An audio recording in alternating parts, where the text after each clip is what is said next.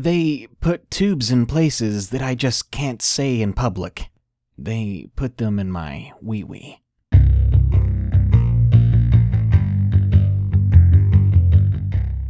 No worries, guys. Those Subway scary stories are coming very, very soon. In the time being, I'd like to share another story with you from my personal collection. Today, I'm about to share with you one of my deepest, darkest moments. So prepare yourself. Are you ready to hear about the time I queefed? You heard that right, and you might be wondering, Lil Brindo, aren't you a guy? Guys can't do that. Well, my child, I actually identify as a reptilian helicopter turbine. Also, yes, I very much did queef. It all started back in my 9th grade year of junior high school.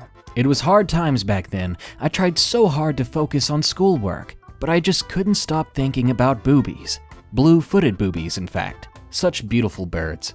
At the time, I was a member of the football team. No joke, I was the guy running to the football bus late, with Yu-Gi-Oh cards flopping out of my hands. You gotta believe in the heart of the cards, until some dildo steals your red eyes black dragon. I know he's out there.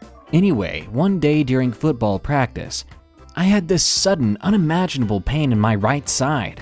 So I did what any teenage guy in trouble would do. I laid down on my face. Honestly, it was the worst pain I'd ever felt in my life. My mom ended up having to pick me up early to take me to the doctor, but not before running to Walmart to pick up a few things. Gee, go ahead, Mom, I'm only dying. We go to the closest emergency room and I end up waiting for a doctor for ages. All the while, I feel like the baby is quickly growing into a beautiful young woman. My side is hurting so much I can barely speak. The doctor comes in, and let's just call him Dr. Tard. Well, Doc Tard touches my side, during which I wanted to kick every nad within a quarter mile. After touching me in places that were never in pain to begin with, he steps back, confident, and smiles. Then he says to my mom, "Oh, he's fine, he just needs to poop." Okay then, if that was the case, this was the weirdest poo I've ever had. Mom takes me home while I'm lying in the back seat, cursing the gods for the most unrighteous poo I've ever experienced. About 8 hours later, and after sitting on the toilet for half that time, the pain finally goes away. A little bit. Let's just say I was half as pregnant as before. The pain comes and goes all week, and finally, I beg my mom to take me to get a second opinion. We go to an actually good hospital. You know, one of the ones where they try to not kill people, which honestly is really nice of them. The doctor there says I need a scan and gives me this purple juice that will run through my body and get picked up by the scanner. Sounded simple enough, right? I take one sip, and for the first time in my life, I'd rather be drinking runoff from my neighbor's gutter. It tasted like liquid plastic vomit. I looked at the bottle, which displayed a big proud label reading, "Grape flavor." Grape my ass. Sain't no grape drank, more like grape you in the mouth. But it has to be done. I drink maybe half of the bottle, then throw up twice in the sink. All that hard work, and now I was sure the nurse would walk in and say, "Well, now you gotta drink some more." Yeah, come at me, bitch. I got your grape drink right here. Apparently, though, the nurse said enough of it got into my system, so I was fine. In reality, I knew that this was just my brother Jesus doing me a solid. We get the scans done, and we find out that my kidney is blocked. And it's been blocked since I was born by a natural growth. The doctor said he was surprised that my kidney still functioned at all.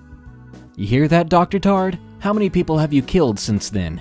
The real doctor went on, explaining that I had to have an inpatient surgery to remove the blockage. I was nervous, to say the least. For some reason before the surgery, I ended up watching that one movie about the guy who was awake during his operation.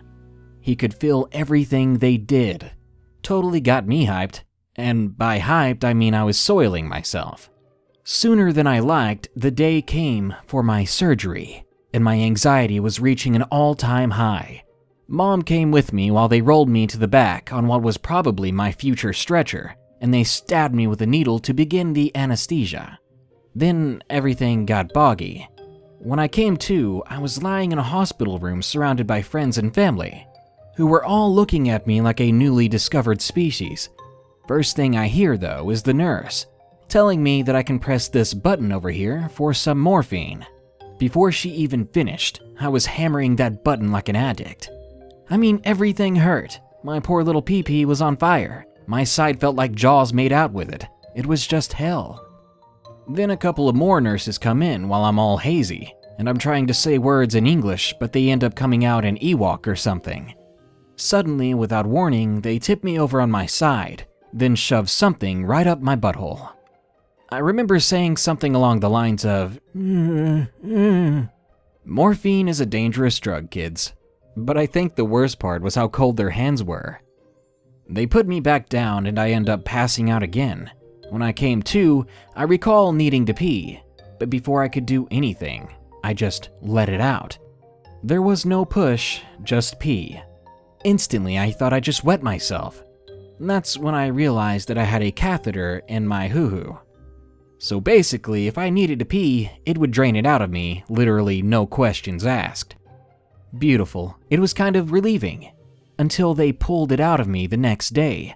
It felt like thorns were sliding around down there. Ugh, I still get chills thinking about it. Anyway, I'm about to come to the climax of this story. The thing you've all been waiting for, and warning, this is not for the faint of heart. Because I did something no man should do. Possibly something no man had ever done before. So my dad helps me out of the bed because I had to use the bathroom for the first time since the surgery. I walk with my IV and clumsily try to fit myself in the cramped bathroom. I lifted up my little gown, which I looked gorgeous in, I'm not gonna lie, and I started to do my business. Except something happened. Because when I pushed, I suddenly heard. Completely shocked, I looked down only to see little bubbles coming out of it. I staggered backward, thinking that they had done effed up something in the surgery. I stumble over to my dad and tell him what happened in an embarrassed whisper, and all he does is laugh at me. After he gets his fill, he just tells me that some air got trapped in there from the catheter. That was a way better explanation than what I had, thinking that the surgeon played me like a flute or something. So there you guys go. I hope you enjoyed this story about the time I queefed. I even named it. A man queef is called a poof. Go on, make it a meme. Darkness prevails, the poof lord. No, actually, on second thought, that sounds a little not straightish. Well, thanks for listening, and don't forget I'll be doing that live stream tomorrow at 5 p.m. Central. You'd better be there, or there's a chance you'll start poofing too.